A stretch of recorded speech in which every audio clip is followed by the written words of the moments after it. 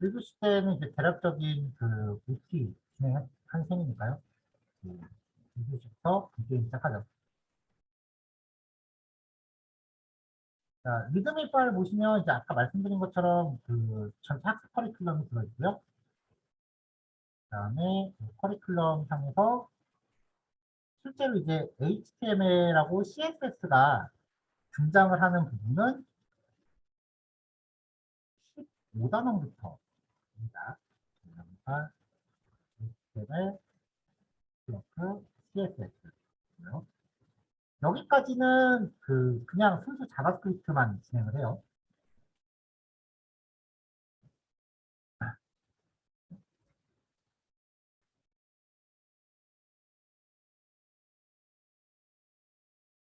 자, 첫 번째 이야기는요, 이제 우리가 앞으로 하려고 하는 게 어느 정도 위치에 있는가에 대한 이야기인데, 이건 제가 예전에 그 다른 수업에서 필기했던 거 스크린샷을 쓴 건데요. 깨끗한 페이지에 다시 한번 표시를 할게요. 자, 보통 이제 웹사이트를 개발한다라고 하면요, 업무 파트가 몇 가지가 나뉩니다. 첫 번째는 기획 파트고요. 그 다음은 디자인. 세 번째는 좀 올드하게 이야기할까요? 퍼블리싱. 그리고 웹 프로그램. 마지막으로 서브. 이렇게 나뉩니다.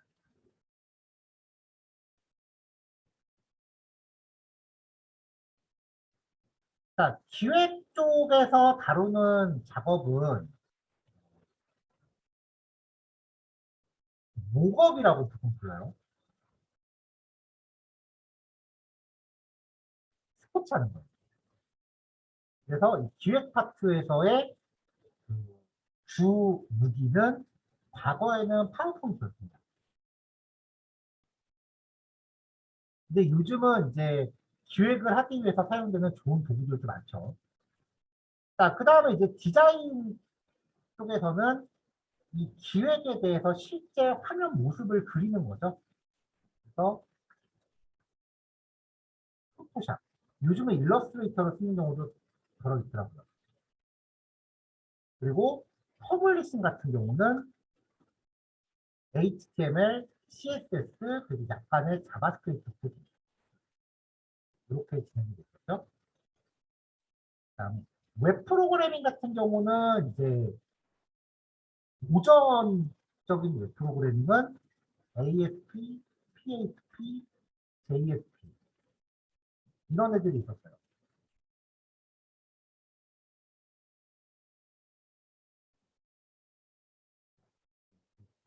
ASP, PHP,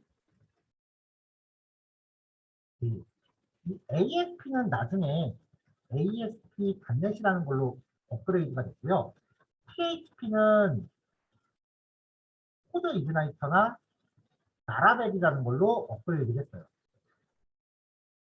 그리고 JSP는 스프링 혹은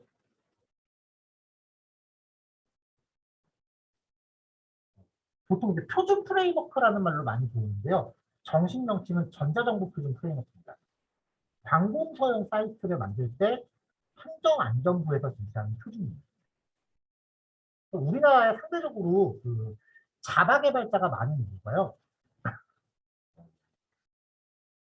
대부분의 IT 업체들은 자체 서비스로 먹고 살기 힘들어요. 자체 서비스 굴려서 먹고 사는 회사들은 손에 꼽히잖아요, 우리나라. 대부분 이제 외주 개발을 통해서 먹고 사는데 그 외주 개발을 발주하는 곳 중에 가장 큰 손이 관공서예요. 관공서 프로젝트를 하나 따면은 그 B2B일 때는 만약에 견적이 3천이었다. 그럼 관공서에서 발전한 1억으로 뛰어요. 우리 세금이 그렇게 세요. 근데 거기에 명시가 돼 있어요. 전자정보 표준 프레임워크를 쓰거나 거기에 준하는 것을 쓸 것이라고요. 그래서 상대적으로 자가개발자가 많아요.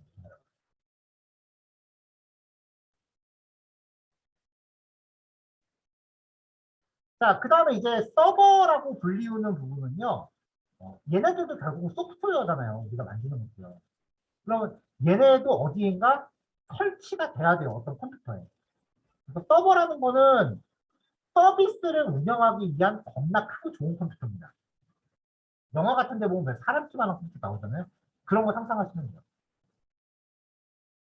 근데 여기 이제 윈도우를 설치할 수는 없으니까 윈도우는 이런 데까지는 되게 비싸거든요. 그래서 보통 리눅스라는 거를 다. 자, 근데 이 구분이 되게 웃긴 게요. 사실 예전에 2000년 초반에는요. 이 두 개를 묶었어요. 그래서 웹 디자이너라고 불렀어요.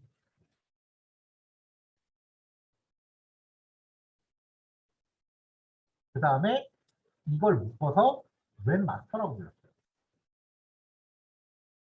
되게 옛날이에요.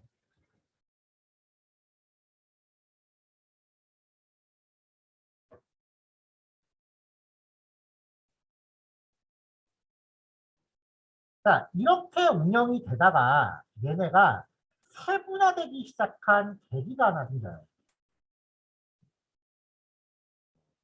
이 당시에 이제 이렇게 작업이 되면서 뭔가 인터랙티브한 그 UI를 사용자한테 제공하려고 화성처럼 떠오른 신흥 강자가 있었는데요. 플래시입니다.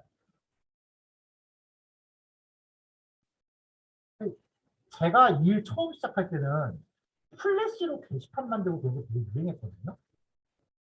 아, 진짜 그 영화 같은 데 나오는 그 미래지향형 그런 UI가 되게 유행했었어요. 그래서 플래시로 이제 개발하는 사람, 플래시가 디자인 툴이 아니고 개발 툴이에요. 코딩이 되거든요. 플래시 개발하시는 분들이 그때 제 기억으로 거의 지금 10년이 넘었어요. 프리랜서가 2주일하고 500을 받았어요. 그때 돈, 10년 전에. 근데 지금은 플래시 하면 어때요? 굶어 죽겠다? 자, 여기에 이제 기여를 한 게요. iOS 등장이에요.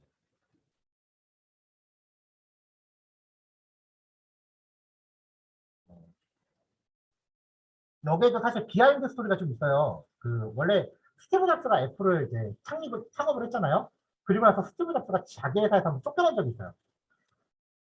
원래 그 애플에서 이제 맥킨토시라는 컴퓨터를 처음 만들었는데 그 마이크로소프트랑 IBM이 합작한 PC에 밀리니까 그 킬러 콘텐츠를 준비하면서 맥킨토시용으로 만든 소프트웨어가 포토샵이에요.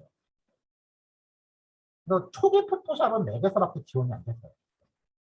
그래서 그 옛날 그래픽 하시던 선배님들은 디자인을 하려면 맥을 써야 된다는 얘기가 거의 진리처럼 돌아다녔거든요.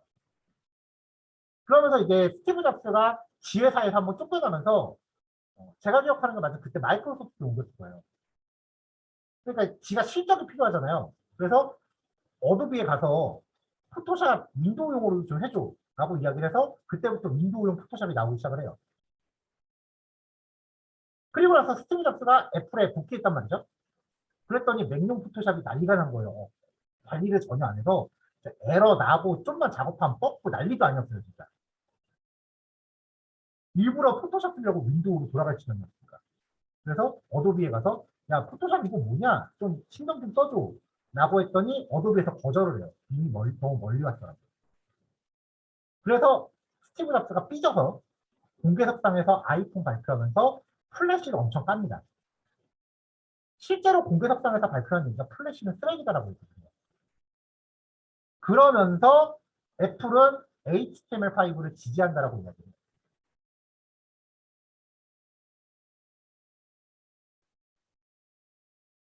사실 새로운 거 나오면 공부하기 싫잖아요. 그래서 HTML5가 나오고 나서도 신기술에 사람들이 관심을 안 갖고 있다가 스티브 잡스가 이 말 한마디 하니까 개발자들이 뭔데 뭔데 하면서 관심을 갖기 시작을 해요. 그 결과 결국 플래시는 쫄딱 망했어요. 이렇게 되고 났더니 CSS3가 포커스를 맞춘 게요. 첫째는 포토샵을 밀어내는 거예요. 그래픽 없이 CSS만으로 다양한 효과를 주는 게 목적이었어요. 그러니까 당연히 난이도 올라가죠. 두 번째는 반응형의 디자인.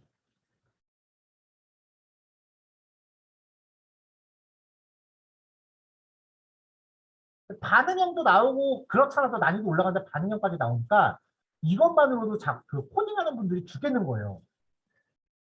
그래서 디자이너가 직군이 쪼개져요.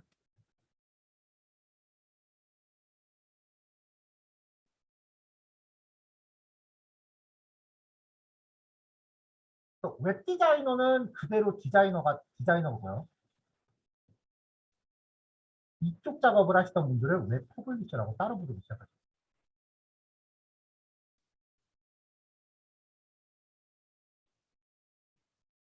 실제로 작업을 외국 애들하고 하면서 웹 퍼블리셔라고 하면 못 알아들어요. 우리나라에밖에 없는 말이에요.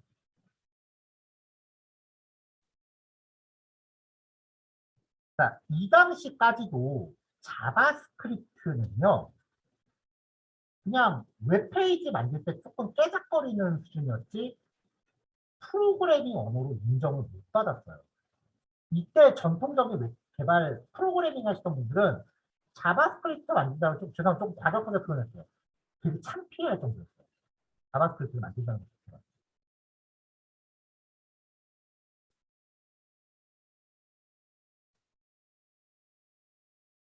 근데 HTML5가 등장하면서 자바스크립트도 기능이 좀 추가가 됩니다.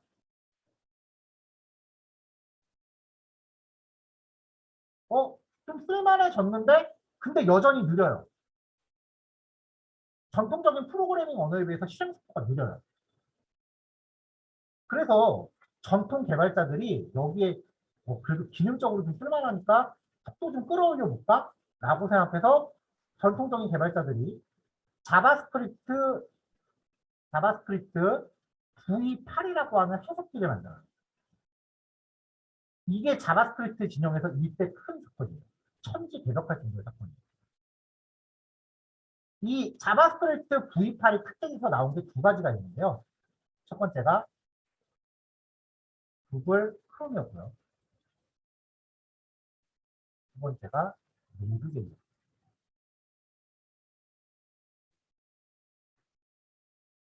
자, 자바스크립트는요, 기본적으로 기생충이에요.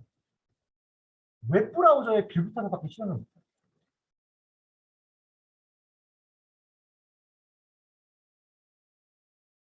웹브라우저 안에서만 실행해요.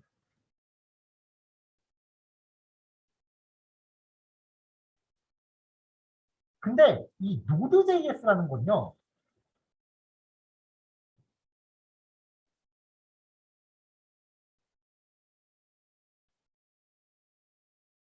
약간 어감이 좀 다르긴 하지만 일반적인 PC에서 독립 실행할 수 있게 자바스크립트를 끌어올립니다. 이 말이 무슨 말이냐면은 일반적인 PC용 어플리케이션을 자바스크립트로 만들 수 있게 됩니다. 실제로 제가 장담하건대 PC용 카카오톡은 자바스크립트.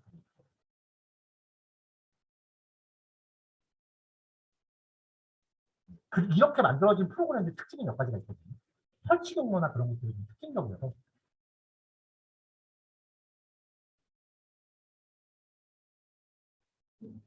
전통적인 자바스크립트에서도 통신 기능은 가능해요. 통신 기능은 있었어요. 흔히 우리가 AJAX라고 부르는 통신 기능이 있었는데 이게 웹브라우저 안에서밖에 실행이 안 돼서 쓰임이 제한적이었어요. 근데 이게 독립 실행형으로 바뀌니까 제한 없이 그냥 아무하거나 통신이 다 될 수 있게 된 거예요.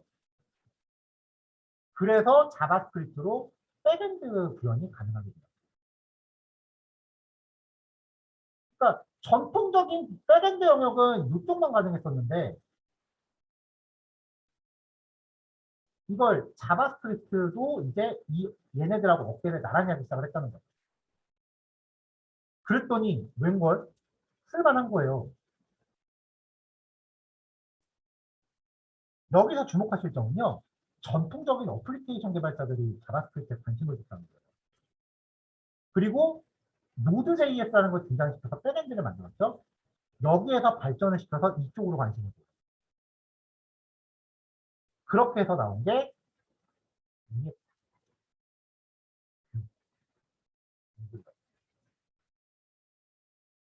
자바스크립트 프론트엔드 기술 3대장이죠. 근데 앵귤러는 구글에서 만들긴 했는데 망했어요. 사실상. 버전업을 시켜놨는데 너무 어려워서 개발자들이 안 해요. 뷰는 좀 쉬워서 그래도 많이 하는데요. 그래도 생태계는 리액트가 제일 잘 돼 있어서 리액트가 지금 짱 먹고 있어요. 근데 여기에서 여러분들이 계속 잊지 마셔야 되는 건 이거를 만든 게 전통적으로 화면 구현을 하던 분들이 만든 게 아니라 어플리케이션 개발자들이 관심을 두고 만들었다는 거예요. 그래서 얘네들은 전문적인 컴퓨터 공학 지식을 필요로 해요. 접근할 때. 제가 리액트 처음 봤을 때 느꼈던 게요. 얘들은 뭐 웹을 이렇게 PC 프로그램처럼 해놨어. 라는 느낌이었어요. 옛날 C++에서 윈도우용 프로그램 만들 때랑 접근 개념이 똑같더라고요. 그래서 저는 사실 리액트 공부할 때 사실 그렇게 크게 어렵다는 걸 못 느끼고 시작했거든요. 근데 전통적으로 웹 코딩만 하신 분들은 이게 개념이 되게 생소한 거예요. 그래서 이쪽이 진입장벽이 높아요. 그러니까 퍼블리셔라고 해서 이렇게 HTML, CSS, 자바스크립트만 하시던 분들이 이쪽으로 진입이 잘 안 돼요. 왜냐면은 이쪽은 전산 전공이 아니라 시각 디자인이나 그런 거 전공하시는 분들이 옛날부터 많이 계셨거든요. 왜냐면 이쁘게 만드는 게 중요하잖아요. 그래서 진입 장벽이 되게 높으니까 이것만 하는 분들이 직군이 또 분리가 돼요. 프론트에.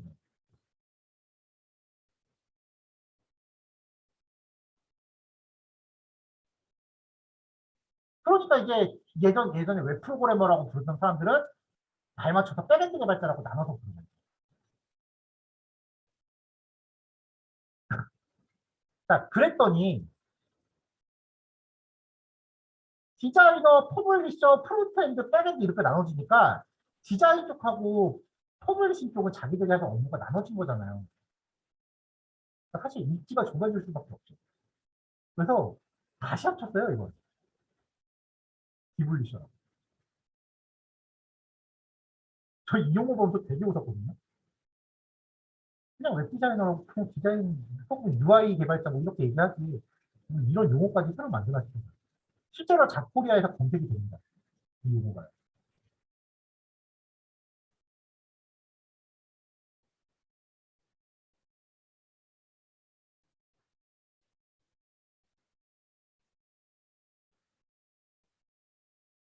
제가 처음 일을 시작하던 2000년도 초반은요, 작업 분류가요, 이렇게 나눠져 있고요. 그 다음에 웹마스터 혹은 웹 프로그래머라는 직군이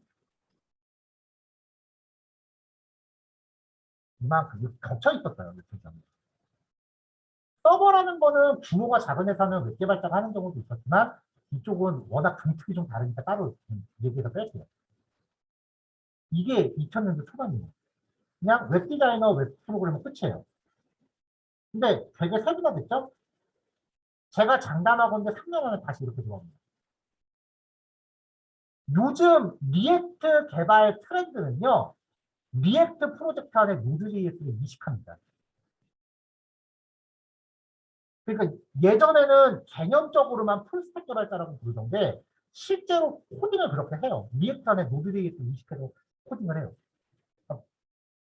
그냥 옛날부터 하던 건데 다시 하는 거예요.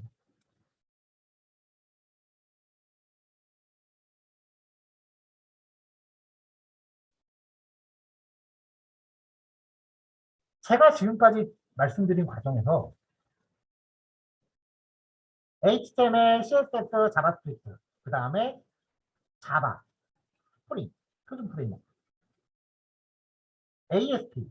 ASP가 아까 말씀드린 VB 스크립트였어요. ASP인데 PHP 시어너. 대한민국에서 하나만 해서 먹고 살기 힘들어요.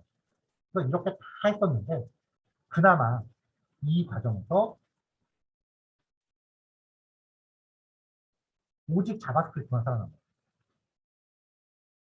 메리트는 옛날에 코딩하시던 분들은 진짜 프로그래밍어는 한 번에 10개 이상 나와요. 잘하는 건 없어요. 근데 되게 넓게 알아요. 패턴. 요즘은 자바스크립트 하나만 주장창 하면 돼요.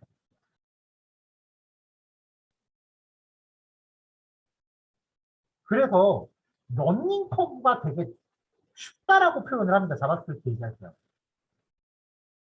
절대 아닙니다. 제가 다루는 프로그래밍 언어가 15개 정도 되는데요. 그 중에 제일 어려운 거 물어보면 1초도 안 망설이고 자바스크립트.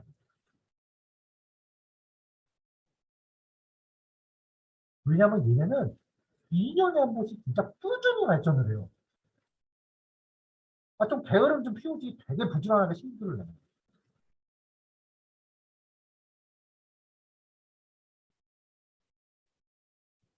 그래서 이 자바스크립트 예전에는 프로그래밍 언어라는 형태로서의 그 모습이 좀 미미했는데 현재는요. 제가 체감하기에 거의 90% 이상 자바라고 하는 프로그래밍 언어를 똑같이 따라잡았어요. 이 자바라고 하는 게 그 소프트웨어 공학에서 말하는 객체 지향 언어라고 하는 흐름인데 그 특징을 거의 90% 이상 다 흡수했어요.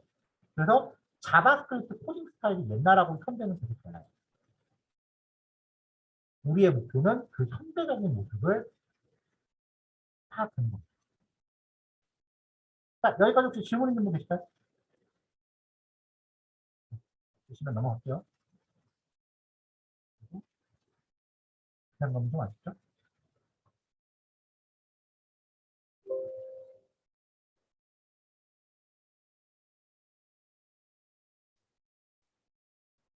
좀 못 그리긴 했는데 이거는 제가 캡처를 지금 써놨고요.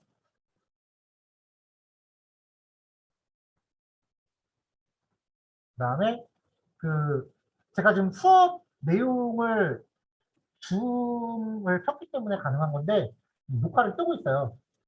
그래서 수업이 끝나면 아마 오늘 당일날 올려드리기는 힘들 것 같고요. 내일 이후에 그 시청하실 수 있게끔 비공개 유튜브 주소를 하나 만들어서 단톡방에 올려드릴 겁니다.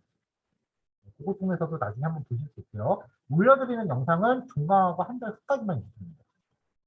자, 넘어갈게요. 보여줍니다. 그린 거 똑같아요. 자, 이제 실행 환경을 만들 건데요. 첫 번째로 필요한 거는 노드.js입니다. 노드.js가 그러니까 결과적으로 컴퓨터에서 자바스크립트를 동시 실행할 수 있게 하는 거예요. 자, 먼저 설치 환경을 확인해야 되는데요. 일단 윈도우 쓰시는 분들부터 명령 프롬프트라는 걸 실행하셔야 돼요. 얘가 뭐냐고요? 아까 윈도우 98 보신 분들 많다고 하셨죠? 옛날에 쓰던 도스 떠올리시면 됩니다. 실행 방법은요. 키보드에 보면은 윈도우 로고가 있어요. 그거랑 알파벳 R을 동시에 누르세요. 그러면 이렇게 실행창이라고 하는 이런 게 화면 왼쪽 하단에 뜹니다. 여기다가 명령 프롬프트인데 원래 이름은 커맨더예요. 영문으로 부르는 이름은 커맨더예요. 명령어 내리는. 그래서 cmd라고 입력하시고 엔터 치시면 돼요. 그러면 이렇게 허옇게 못생긴 애가 나옵니다. 맥 쓰시는 분들도 아마 계실 겁니다. 맥 쓰시는 분들은 혹시 맥 쓰시는 분 계신가요? 확인하고 그러면. 네. 맥 쓰시는 분들은요. 그 커맨드 키랑 스페이스 바를 같이 누르시면 강의실 환경은 그 윈도우라서 일단 말로만 설명드릴게요. 혹시 잘 안 되시면 나중에 따로 질문 주세요. 커맨드 키랑 스페이스바 누르시면 화면에 시커멓게 이렇게 검색창이 있어요. 거기에다가 한글로 터미널이라고 입력하시고 그 나오는 거 실행하시면은 비슷한 애가 뜹니다. 자, 이렇게 명령어 입력한 애를 띄우고 나면요. 노드 잠깐 띄고 글자가 작으니까 좀 키울게요.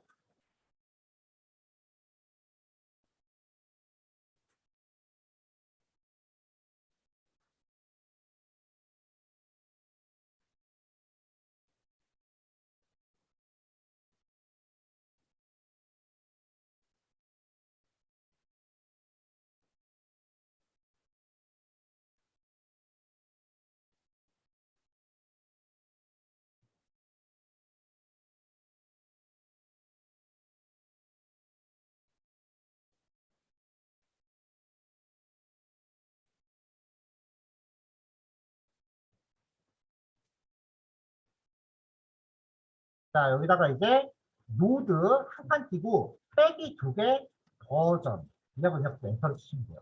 맥이랑 윈도우 동일합니다.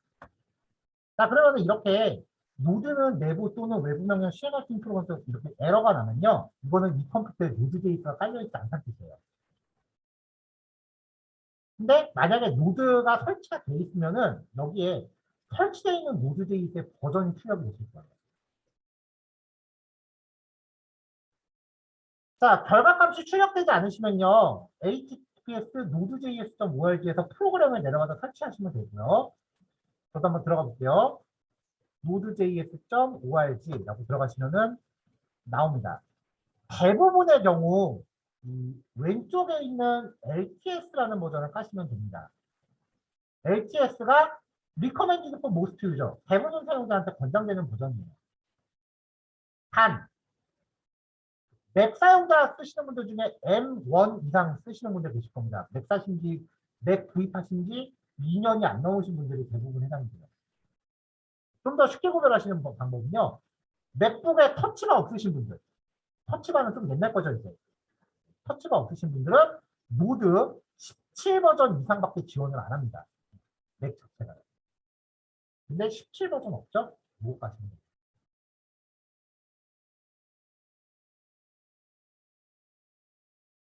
버전 차이 때문에 발생하는 소스 코드의 차이는 없을 겁니다.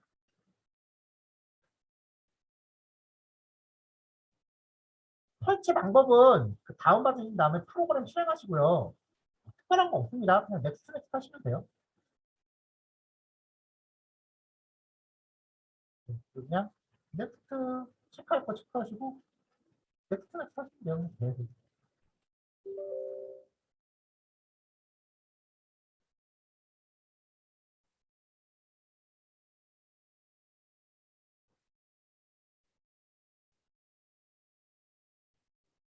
자, 이렇게 해서 노드.js 설치가 끝났고요. 자, 설치 완료하면요. 열어뒀던 명령 프롬프트, 맥에서는 터미널이라고 불러요. 그거를 종료하고 재시작하셔야 돼요. 얘를 명령어 입력한 얘를 끄고 다시 실행합니다.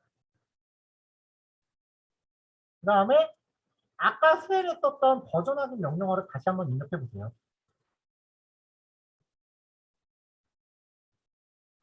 이렇게 정상적으로 버전값이 출력되면은 일단 절반은 됐고요. 자, 하나만 더 말씀드리고 잠깐 설치해 보시는 시간 가질게요. 자, 그 다음에 하는 게요. 앞으로 우리가 코딩할 때 쓸 코딩 도구예요. 수업 시간에 공식적으로는 비주얼 스튜디오 코드를 쓰겠습니다. 여기 사이트 들어가셔서 내려가서 설치하시면 되는데 제자리에는 깔려 있더라고요. 흰색 배경이긴 한데 제자리에는 깔려 있습니다. 자, 비주얼 스튜디오 코드닷컴이라는 사이트 들어가시면은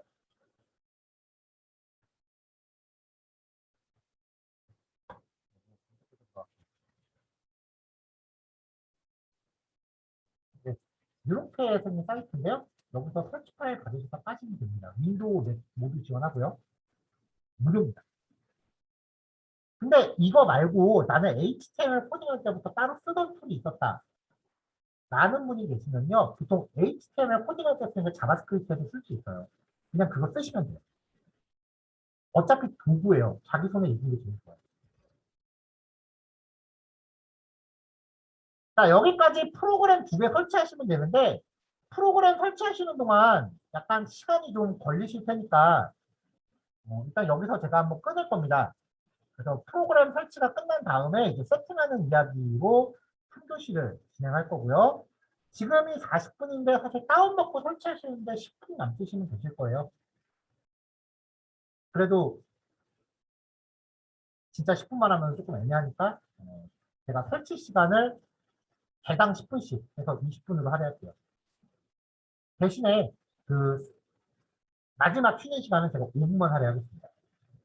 그러면은 9시 5분에 해보시고요. 이따가 제가 3교시 시작하기 전에 혹시 도움 필요하신 분들 있으면 한번 여쭙고 시작할게요. 자, 그럼 이따 뵙겠습니다.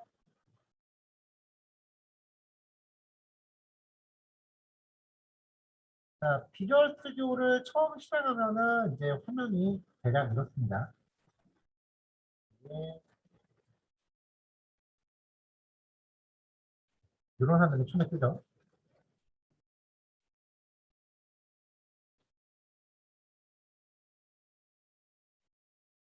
어, 처음 설치하셔서 만약에 메뉴가 영문판으로 나오시면요. 조금 쓰다 보면은 얘가 알아서 그 한글 언어택을 다운받고 알아서 업데이트를 할 거예요. 그러니까 그건 일단은 당분간 무시하셔도 되고요. 요즘 코딩 툴들의 특징은요. 확장팩 설치가 가능하다는 거예요. 그거를 이제 비주얼 스튜디오는 익스텐션이라고 부르는데요. 그 아이콘이 이겁니다.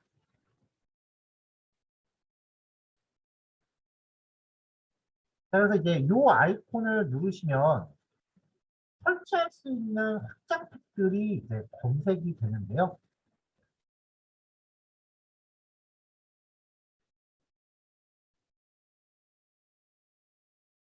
지금 저는 이클립스 키맥, 뭐 한국어 언어팩, 라이브 서버 이런 애가 좀 깔려 있네요. 앞으로 우리가 이제 작업을 하는 동안 뭔가 좀 도움을 줄 만한 애를 몇 가지 제시를 여기 해놨습니다. 첫 번째는 칼라 하이라이트라고 하는데요.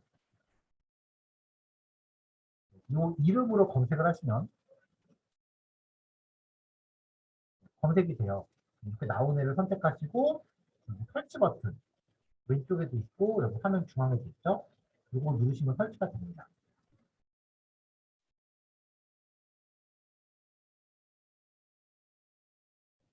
자, 얘는요. 우리가 코딩하다 보면은 웹코드 같은 경우는 색상값을 표시할 때가 많잖아요. 이런 식으로 색상값을 실제 그 색깔을 이렇게 강조해 주는 거예요.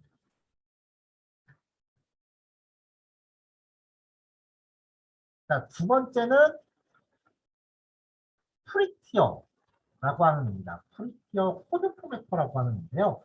소스 코드의 줄맞춤이나 들여쓰기 같은 걸 자동으로 해줍니다. 물론 단축키를 누르긴 해야 되는데 사용 방법은 제가 일단 다른 거 설치 다 하고 말씀을 드릴게요. ES 린트라고 하는 애는요. 자바스크립트 구문 검사를 수행합니다. 그래서 구문이 잘못되면 빨간색으로 밑줄 쳐서 보여줘요.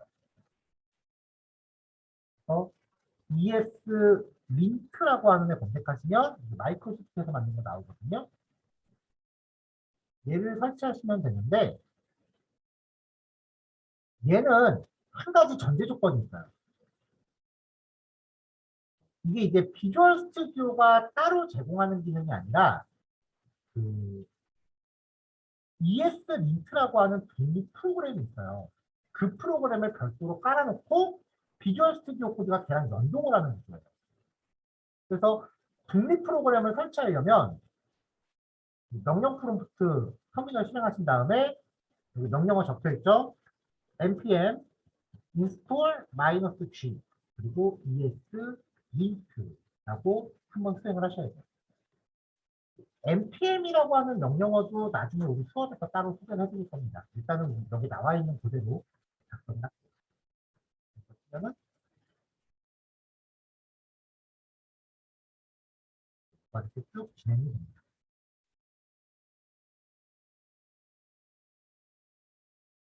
자, 다 된 거고요.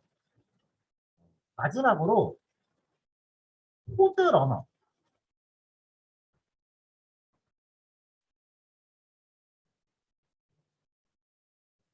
얘도 설치할게요. 얘는 이제 소스를 실행시키는 기능을 해요. 일단 우리 첫 번째 예제를 통해서 어떻게 쓰는지 제가 보여드릴 테니까 그냥 설치만 해놓으시고요. 자, 마지막으로 탑라인이라는 거는 설치하시지 마세요. 별로 안 좋아요.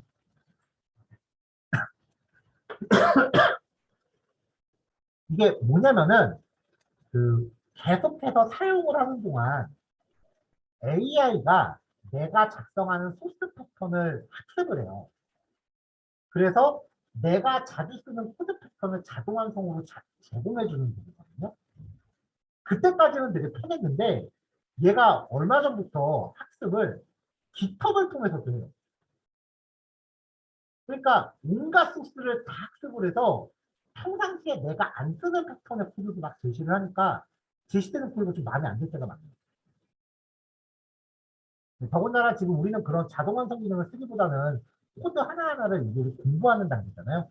그러니까 이 탑라인이라는 거는 지금 설치하지 마시고 나중에 필드에서 쓰실 때 그때 한번 깔아서 경험해 보시면 괜찮을 것 같아요. 자, 얘네들 이따가 설치 한 번씩 해보시면 되고요. 프리티어하고 코드러너는 사용 방법 이따가 실습 보여드리면서 시연을 보여드리겠습니다.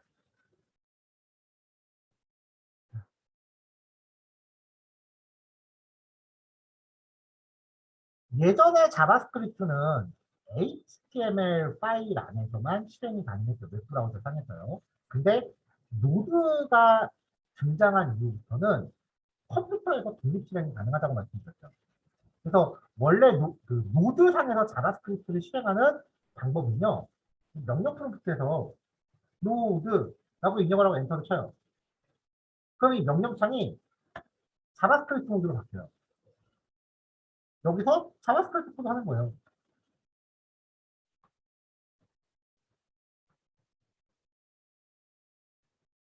이렇게 명령 내리면 자바스크립트가 실행이 됩니다. 근데요, 검은 건 종이고 하얀 건 글씨고 알아보기 힘들잖아요. 그리고 이 창이요, 옷, 옷 하나만은 수정이 안 돼요. 처음부터 다시 쳐야 돼요. 겁나 불편해요. 그래서 여기에 입력하는 이 명령어들을 별도의 파일에다가 나눠서 작성을 합니다.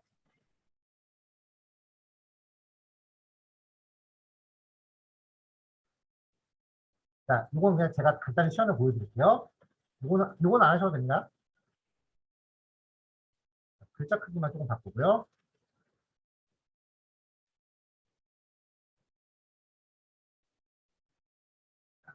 이 비주얼 스튜디오는요, 기본적으로 내가 지금 작성 중인 파일에 확장자에 반응을 해요. 근데 지금 제가 파일을 처음 만들었거든요. 언타이틀드 1이라고 되어 있거든요. 그러니까 얘를 저장하면서 뒤에 .js라고 확장자를 명시해줘야 비주얼 스튜디오가 제공하는 자바스크립트를 위한 기능들이 활성화가 됩니다. 그 말인즉슨 일단 뭔가 실습하실 때 다짜고짜 파일 저장부터 하셔야 돼요. 일단 저장할게요. 이름은 아무거나 해도 상관없습니다. 자, 여기에다가 아까 작성했었던 명령어를 이렇게 입력을 하는 거예요.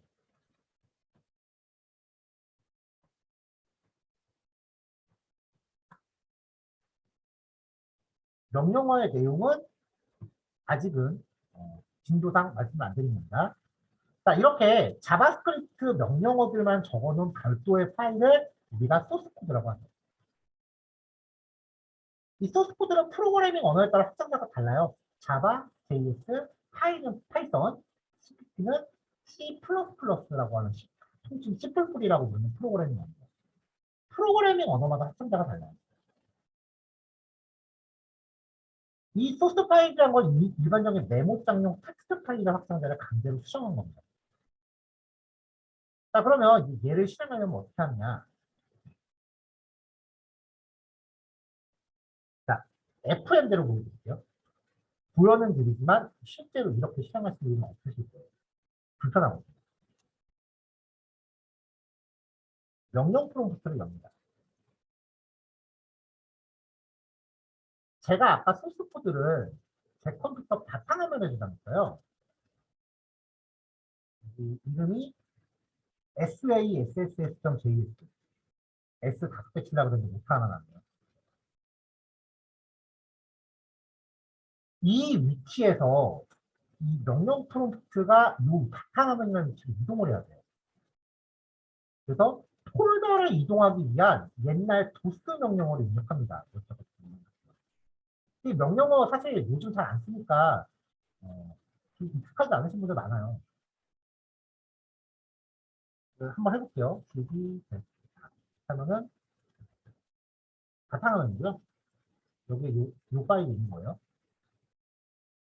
맥에서는 이렇게 폴더로 이동하려면 내가 원하는 폴더로 이동하려면 실제로 명령어를 치셔야 돼요. 그리고 폴더 경로 접근하는 방식 자체가 윈도우랑 완전히 달라서 좀 익숙해지는 데 시간이 오래 걸려요. 윈도우는 치트키가 하나 있어요. 이거 필드 내신 분들도 모르시는 분 되게 많아요.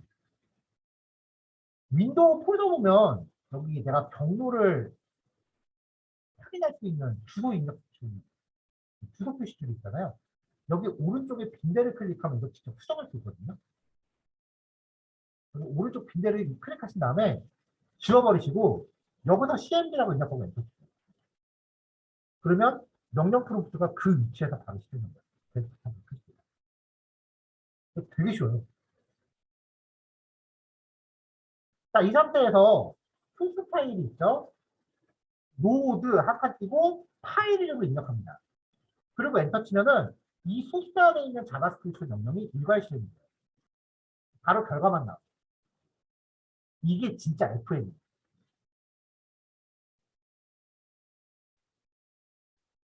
여기에서 확인할 수 있는 건 이제 자바스크립트 파일은 더 이상 웹브라우저 없이 실행이 가능하다는 거예요.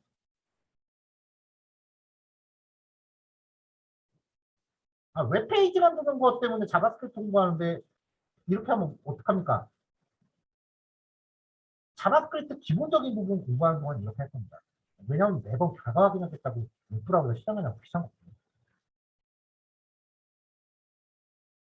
근데 이것도 조금 익숙해지면 귀찮아요.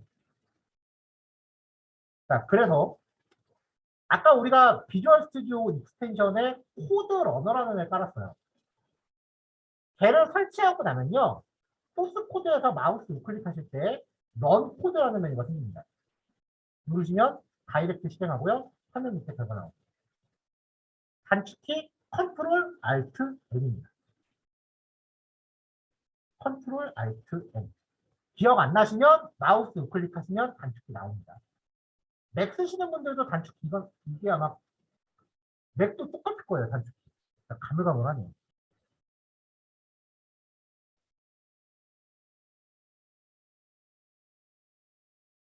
자, 조금 더 얘기할게요. 지금 얘가 보면은요, 실행할 때마다 이전 실행 결과가 이렇게 계속 위에 누적되거든요. 계속 누적되죠. 그래서 몇 번 실행하다 보면은 좀 헷갈려요. 내가 이번에 실행한 게 어딘지. 설정을 잠깐 만질 필요가 있습니다. 환경 설정하시는 방법은 화면 왼쪽 하단 제일 구석탱이에 톱니바퀴 아이콘이 있습니다. 이거 누르시면요. 설정이라는 메뉴가 있어요. 혹시 아직 영문 버전이신 분들은 세팅스라는 메뉴가 있어요. 톱니바퀴 누르셔서 설정 혹은 세팅.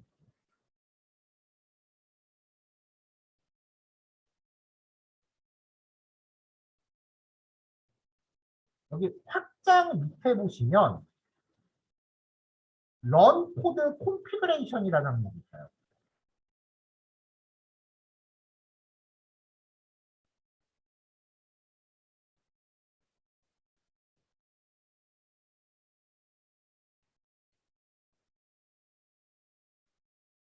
왼쪽 트리에서 확장 그 밑에 보시면 런 코드 콘피그레이션.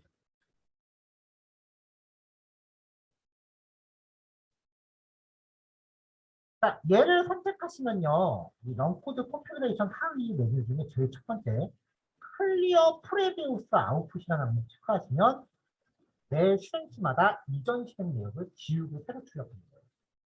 결과 확인이 좀 더 깔끔해집니다. 그리고 체크하시면 됩니다.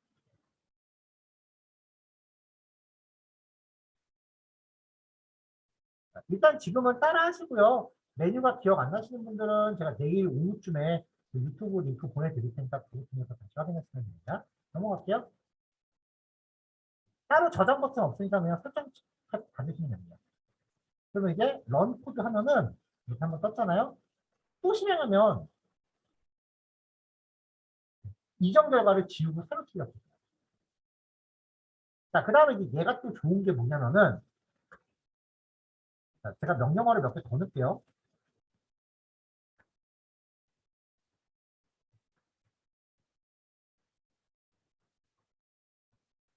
여기서 그냥 런 코드를 다짜고짜 실행하면 이 코드가 한꺼번에 다 실행돼요. 당연하죠?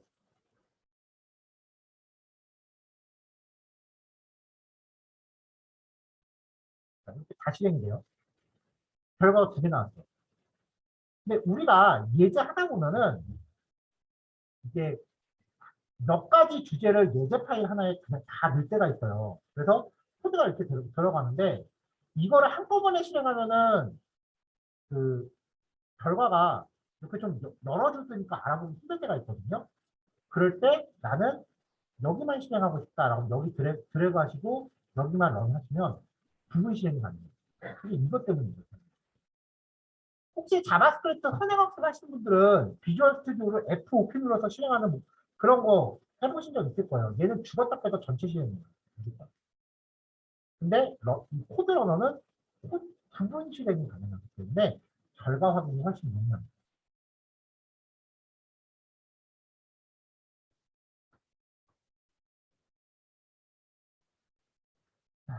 도구에 대해서 이제 말씀을 드렸고요. 자, 그다음에 이제 주석문이라는 거에 대해서 말씀을 드릴게요. HTML이나 CSS도 주석은 있죠. 프로그램 소스 코드 안에 명시하는 표기입니다. 주로 소스 코드에 대한 부연 설명을 작성하는 문제인데 자바스크립트는 주석 종류가 두 개입니다. 하나는 슬래시 두 개입니다. 이 슬래시 두 개짜리는요. 여기 지금 주석이에요.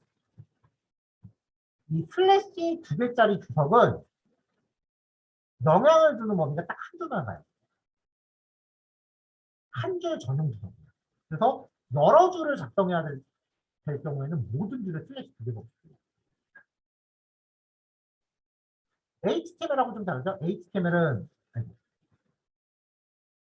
이렇게 하고 내가 몇 줄을 치건 상관없고 나중에 이렇게 닫기만 하면 되는데 얘는 한 줄씩 들어가요. 그럼 이런 거 없습니까? 있습니다. CSS랑 똑같아요. 슬래시 별로 열고요. 별 슬래시를 닫으면 그 사이는 여러 줄. 요 사이에는 모든 내용이 주석이에요. 줄바꿈 자유입니다. 그래서 여러 줄을 사용할 때는 이렇게 하시면 돼요. 근데 코딩하다 보면은 주석 장인들이 되게 많아요. 그러니까 주석을 되게 이쁘게 꾸미려고 온갖 노력을 다 하는 사람들이 많아요. 그 주석 장인들의 대표적인 형태가 이거예요.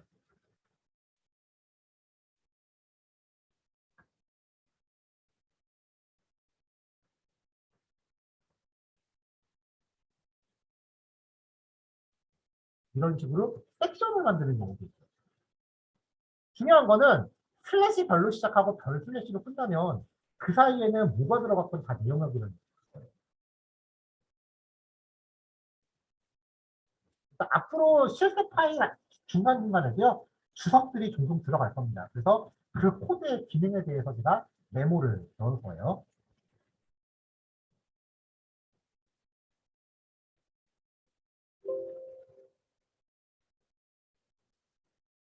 자, 실습을 진행하시기 위해서는요. C 드라이브나 D 드라이브, 가급적이면 D 드라이브로 해주세요. 그 폴더 안에 그 여러분들 가급적이면 평상시에 사용하시는 아이디 같은 걸로 성함이나 아이디 그런 걸로 자기 개인 폴더를 하나 만드세요. 작업 폴더를 하나 만드시면 돼요.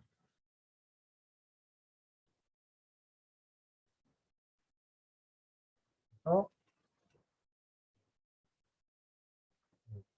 저는 평상시에 외장하드를 씁니다만 일단 오늘은 여기 D 드라이브를 만들게요. 이제 폴더를 하나 만듭니다. 한글 들어가도 상관없습니다.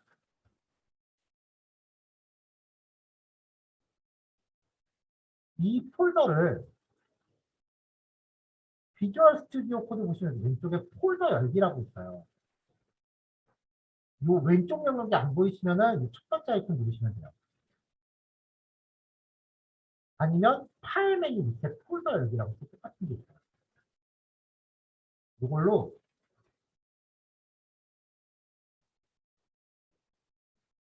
만드신 작업 폴더를 들어가셔서 넣으세요.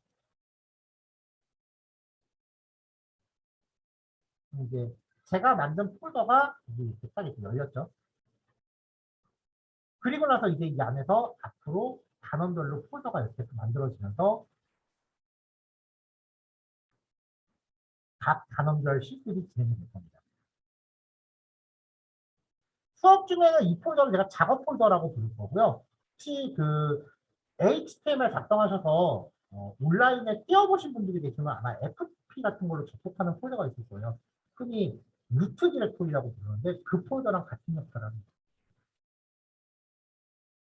그냥 수업 중에는 편의상 작업 폴더라고 부르죠. 그러니까 이 폴더 안에 여기 맨 위에 아까 제가 커리큘럼 들었잖아요. 이것도 이제 폴더로 생긴다는 거예요. 미리 만들어 놓으셔도 되고요. 그래서 완성된 형태를 보여드리면은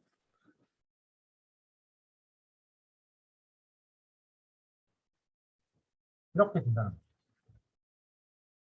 장면별로 폴더가 생긴다는 거예요. 이게 완성돼서.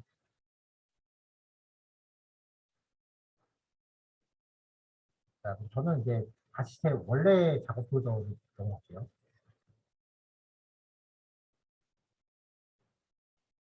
잠깐만.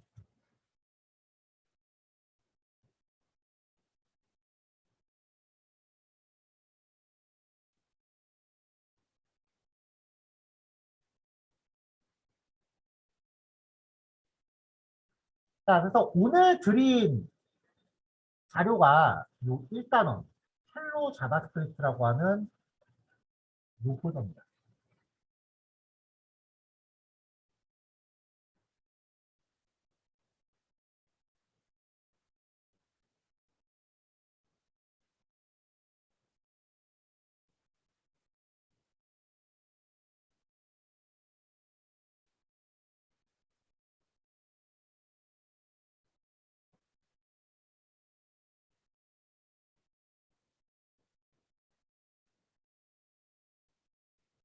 자, 그럼 계속해서 보던 내용 볼게요. 자, 자바스크립트가 이제 실행되려면요.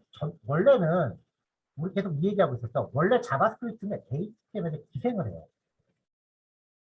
그래서 simple.html이라고 하는 예제 파일입니다. 여러분들한테 이 HTML 파일의 스크린샷 피처를 드렸는데요. simple.html 보면은 주석에 대해서 들어있어요. HTML에 대한 설명은 제가 생략하겠습니다. HTML 문서 안에 어느 곳에나 있어도 상관없어요. 아무 데나 있어도 상관없어요. 그 영역 안에 스크립트라는 태그를 만들어 놓고 이 스크립트 태그 안에서 자바스크립트 코딩을 합니다. 그래서 좀 전에 확인하셨던 주석도 제가 이렇게 적어놨고요. 일단 이 예제에서 우리가 처음 확인해야 될 자바스크립트 명령, 일단은 명령어라고 표현할게요. 원래 부르는 정식 명칭이 있긴 하지만 아직 우리가 자세히 들여다보는 게 아니기 때문에 명령어라고 표현할게요. 콘솔.로그라고 하는 명령은 괄호 안에 있는 내용을 어디엔가 출력을 해줍니다.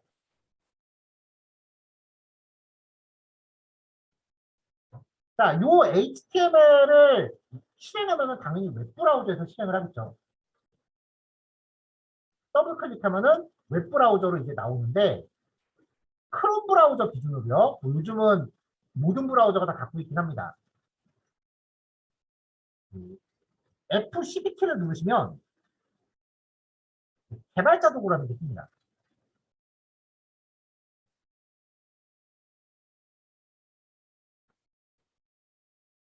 여기 보시면은 두 번째 콘솔이라는 게 있어요. 이 콘솔이 명령어에서 말하는 그 콘솔이에요.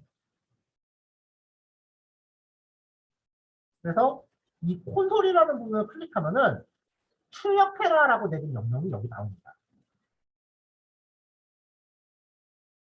여기에 출력하는 거는 좀 더 복잡해요. 나중에 여기도 출력하겠지만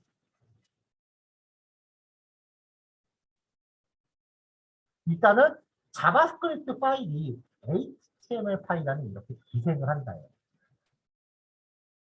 자, 우리 스타일시트 작성할 때도요. 여기 스타일이라고 태그 집어넣고 여기서 이제 CSS 코드 작성을 하잖아요. 근데 이 코드가 길거나 복잡해지거나 아니면은 다른 HTML에서 또 사용할 여지가 있으면 어떻게 해요? 파일을 빼죠, 따로.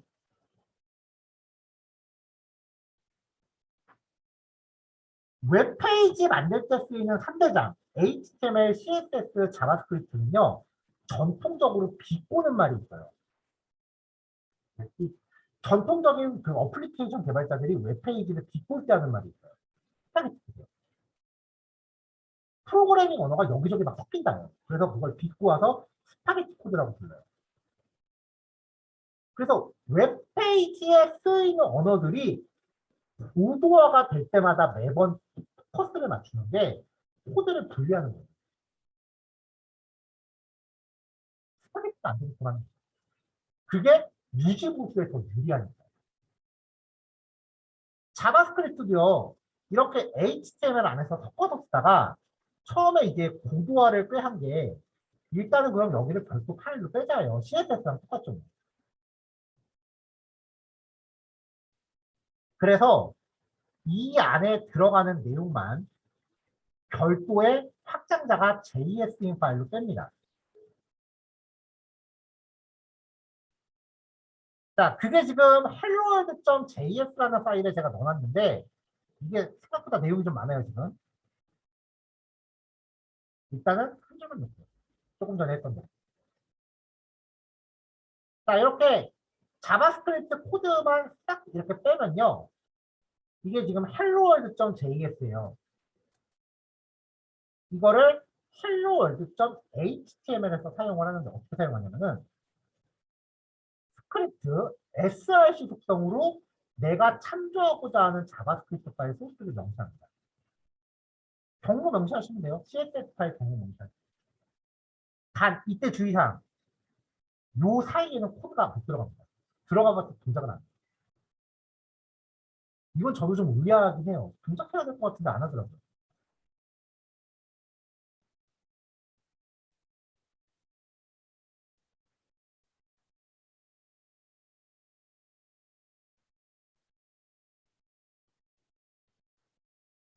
자, 참고로요. 여기에 스크립트 태그에요. 타입은 텍스트 슬래시 자바스크립트라는 특성을 주셔도 되고 안 주셔도 돼요. 이거는 스타일이랑 마찬가지예요. 스타일. 타입은 텍스트 슬래시 CSS. 원래 이게 정석인데 이거 명시 안 해도 동작하는데 지장 없잖아요. 왜냐면 이게 기본값이라서 그래요. 스크립트 태그도 마찬가지예요. 이게 기본값이라서 굳이 명시 안 해도 돼요.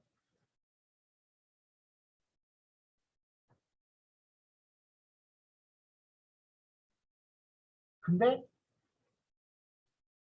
흔히 이제 자바스크립트 좀 이것도 이제 옛날 얘기예요. 아직까지 최신 버전으로 업데이트가 안 되신 분들이 많이 하시는 말이요. ES6는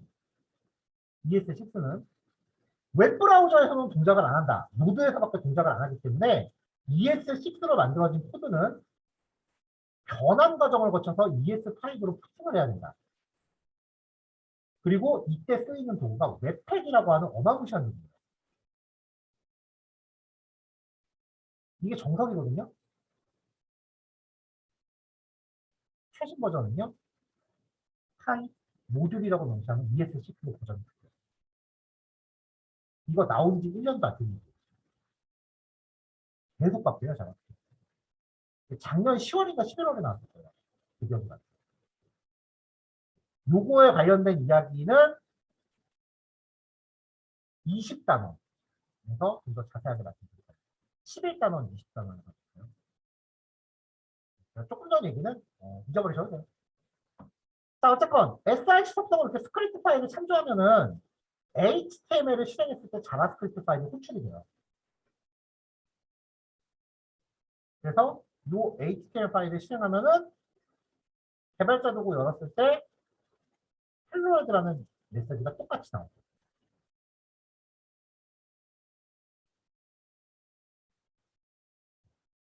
근데 이제 이렇게만 놓고 실행하면 앞으로 우리가 예제할 때마다 자바스크립트 예제 파일들이 이렇게 많이 들어가야 되는데 그때마다 HTML을 만들어야 된다고 하면 난리도 아니거든요. 그래서 자바스크립트 파일을 독립적으로 실행시킬 수 있는 노드.js 환경에서 진행하겠다라는 거예요. 여기도 지금 콘솔이에요. 자, 이게 큰 흐름이고요.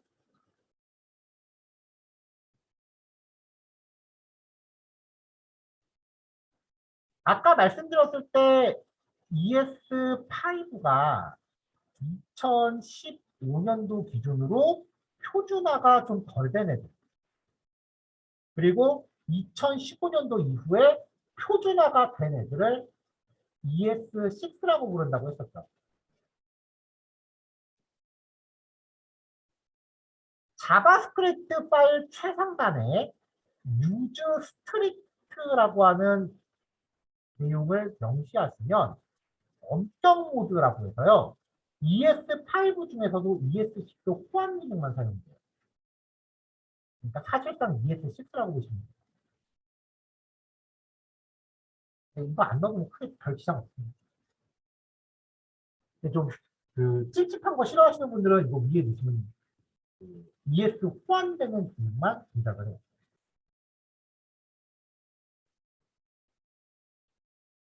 자, 여기에 제가 메시지를 출력하는 콘솔.로그 명령을 되게 여러 줄을 넣었어요. 그리고 여기 들여쓰기는 제가 그냥 일부러 좀 못생기게 해놨습니다.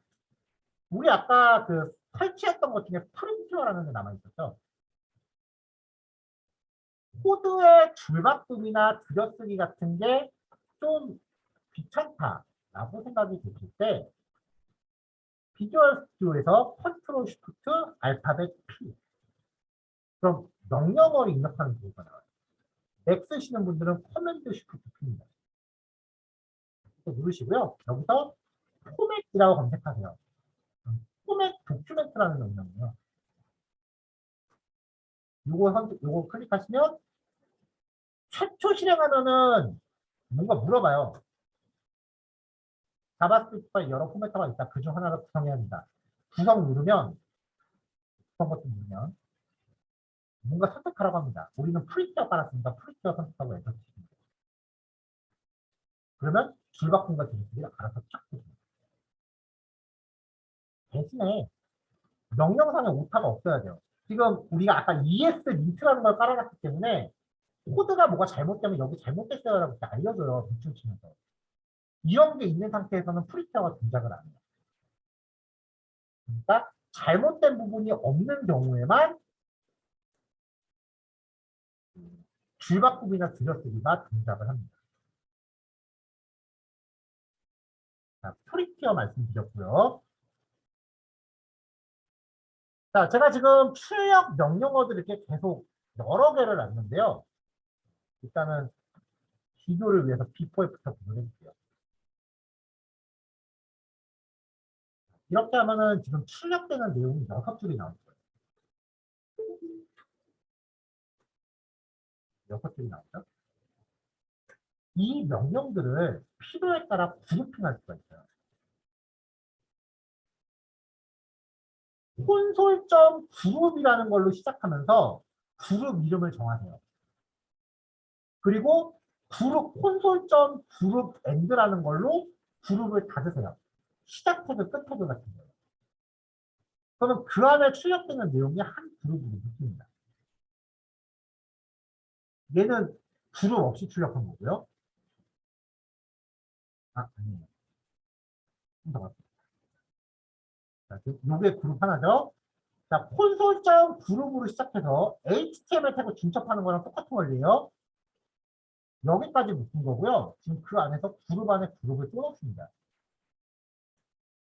그래서 아까 들여쓰기가요.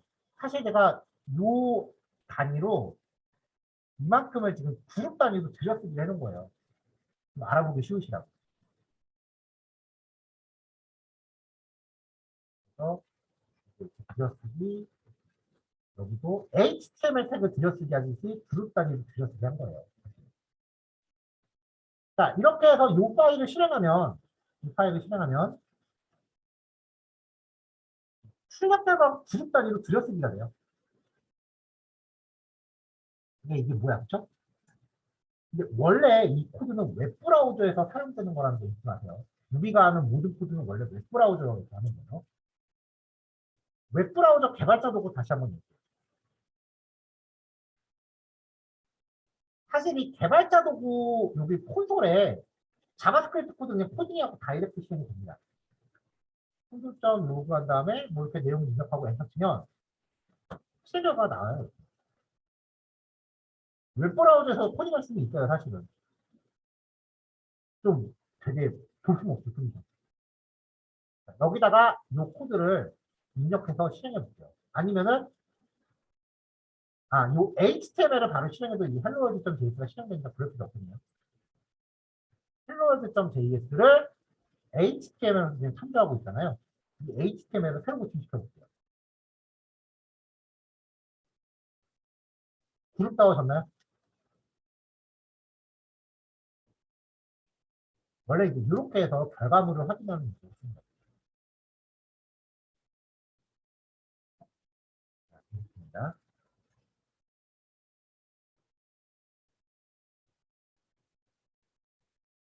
자, 여기까지 내용들이 이제 오늘 배포해드린 파일에 다 들어있는 내용이고요. 마지막으로 자바스크립트 코드 작성하실 때 주의하실 점은요. 대소 문자를 엄격히 구분합니다. 엄자인데 못하네요. 엄격히 구분합니다. 대소 문자 틀리면 다 틀린 겁니다. HTML하고 달라요. CSS하고 달라요. 자바스크립트는 대소 문자 틀리면 틀렸다고 봐요. 콘솔.로그인데 로그 이렇게 쓰면 에러 나요. HTML하고 CSS는 내가 뭔가 코딩을 잘못해도 브라우저가 최선을 다해서 보여주죠. 화면이 깨질지언정 그래도 나오잖아요. 근데 자바스크립트는 코딩이 잘못되면 다 때려쳐버려요. 그냥 아무것도 안 해요. 결과가 아무것도 안 나요.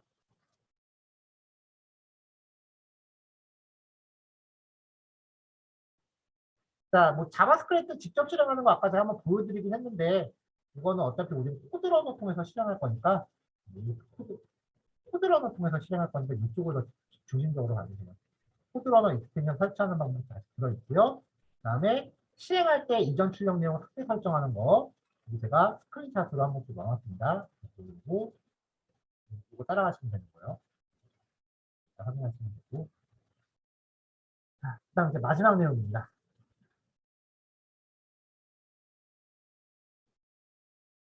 자, 이렇게 해서 우리가 실행 환경에 대해서 살펴봤는데요. 프로그램 소스가 실행되는 과정. 프로그래밍 언어가요. 크게 종류가 두 가지가 있습니다.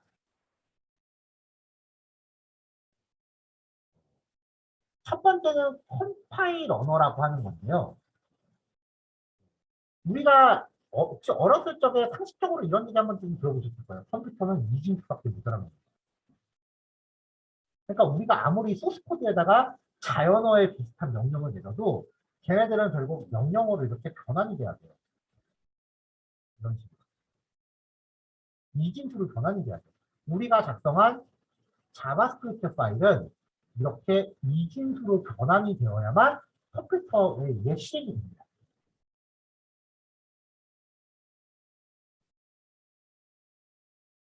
자, 그러면 이 자바스크립트 소스 파일을 자바스크립트라고 가정하죠. 자바스크립트 파일을 이렇게 이진수로 바꾸는 거를 실행할 때마다 매번 바꾸는 게 효율적일까요? 아니면 바꾼 상태로 얘를 따로 저장을 한 다음에 그 다음부터 저장한 걸 실행하는 게 나을까요? 만약에 코드를 실행할 일이 빈번하다면 매번 실행할 때마다 이렇게 매번 바꿔서 실행하는 게 나을 거예요. 근데 코드를 실행할 일이 빈번하지 않다면 그냥 변환한 걸 따로 저장해 놓고 매번 그냥 얘만 직접 실행하는 게 나을 거예요. 그럼 변환 과정이 생략됩니다. 자, 이렇게 변환된 형태로 저장되어 있는 앱은요. 우리는 윈도우에서 보통 확장자가 EXE라는 형태로 만나게 됩니다. 일반적인 실행 파일입니다. 파일은 이진수니까 바이너리예요.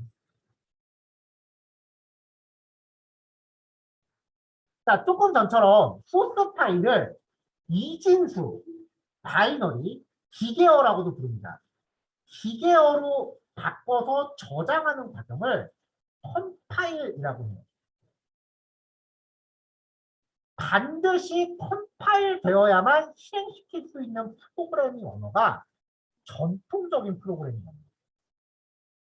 개발자가 프로그램 소스코드를 작성하고 작성한 소스코드를 이진수 형태로 변환하는 걸 컴파일이라고 합니다. 이진수 형태를 바이너리, 우리말로는 기계어라고 불러요.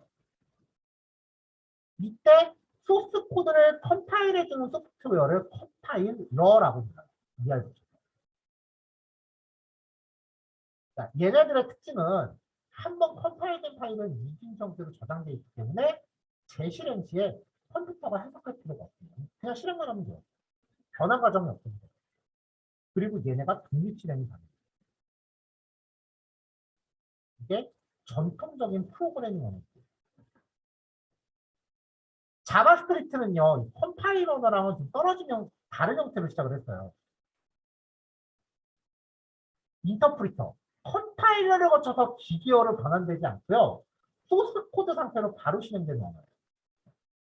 그래서 얘는 컴파일을 안 하기 때문에 실행할 때마다 소스 코드를 해석하는 과정이 반복적으로 실행돼요. 상대적으로 실행 속도가 되게 느려요.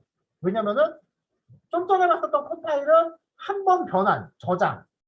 그 다음부터는 그냥 직접 실행인데 얘는 매번 실행하다 변환 실행, 변환 실행, 변환 실행 이걸 반복하고 있어요. 근데 그 컴파일을 하지 않는다라는 게 오히려 개발자 입장에서 좀 더 간편해서요. 상대적으로 배우기가 쉬워요. 하지만 느리기 때문에 대용량 서비스에 적용하는 것은 적합하지 않습니다.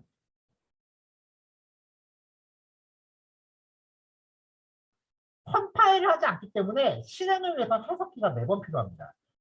이게 자바스크립트 코드는 실행하기 위해서 반드시 노드나 웹브라우저가 필요합니다. 스크립트라고 부르는 언어들은요, 인터프리터 방식에서 쓰이기 위해 보완된 프로그래밍 언어를 뜻합니다. 자, 여기에서 나온 얘기, 중요한 거 하나 나왔어요. 대용량 서비스에 적용하는 적합하지 않습니다. 자바스크립트로는요, 대용량 서비스 만드는 게 별로 안 좋아요. 옛날에 전통적인 프로그래밍 언어로 이따만한 규모의 웹사이트를 만들었다고 하면 노드.js 같은 걸로 이런 거 만들면 오래 못 버티고 뻗어요. 견디질 못해요. 그래서 대신에 배우기 쉽고 간결하기 때문에 개발 속도도 엄청나거든요. 만약에 자바로 6개월의 프로젝트는 자바스크립트라면 3개월 정도면 돼요.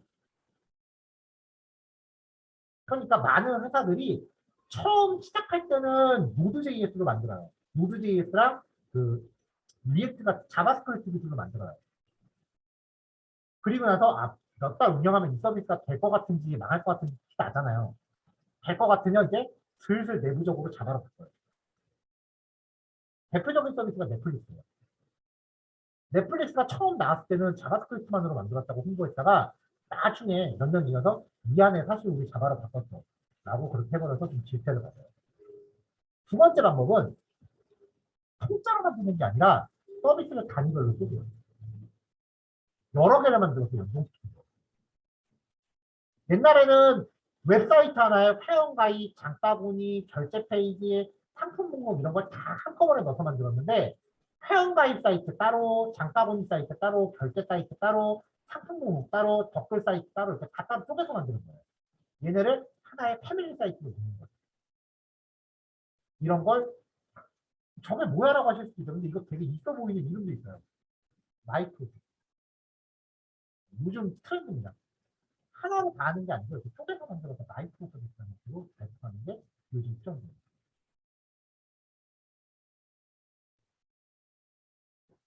대용량 서비스에 적용을 적합하지 않다. 대안은 마이크로 서비스.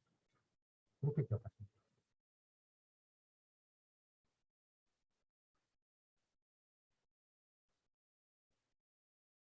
자, 뭐 첫날 내용은 뭐 그렇게 실습하실 만한 내용이 많지 않아서 제가 오늘은 그냥 저 혼자 떠든 게 되게 많네요. 아마 다음 시간도 제가 떠드는 얘기가 더 많을 거예요. 다다음 시간 정도는 돼야 뭔가 실습하실 만한 게 좀 나올 겁니다. 네. 오늘은 딱히 그렇게 예제 순서가 중요한 게 아니라서 제가 소스 파일을 이렇게 그냥 파일 이름으로 정했어요. 근데 여기 단원별로 제가 폴더 이름이 이렇게 넘버링이 돼 있거든요. 그래야 나중에 안 그러면 이거 폴더 정렬하면 이름표 정렬 되잖아요. 그래서 앞에 넘버링을 해놨는데 이후부터는 실습하실 소스 코드도 앞에 넘버링이 붙어 있습니다. 여러분들한테 배포되는 파일은 확장자가 JS가 아니라 PNG 유닛 형태로 배포돼요. 오늘 배포해드리는 파일 받아보시면 아실 거예요.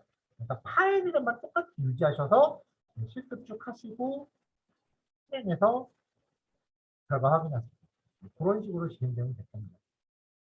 본격적인 이제 자바스크립트 코드 얘기는 이제 다음 시간부터 저랑 같이 나누시면 될 거고요. 오늘은 이제 전반적인 교육에 대해서 살펴봤다라고 생각하시면 될 것 같아요. 내일 그 오후쯤에 제가 유튜브 영상 준비해서 단톡방에 올려드리겠습니다. 줌으로 녹화라는 게요. 줌 회의가 종료가 된 다음에 이제 세이브 저장이 진행이 되더라고요. 그리고 한두 시간 정도 지나면 저한테 완료됐다고 메일이 와서 바로 올려드리기 좀 힘들어요. 자, 첫날 내용은 여기까지인 걸로 하겠습니다.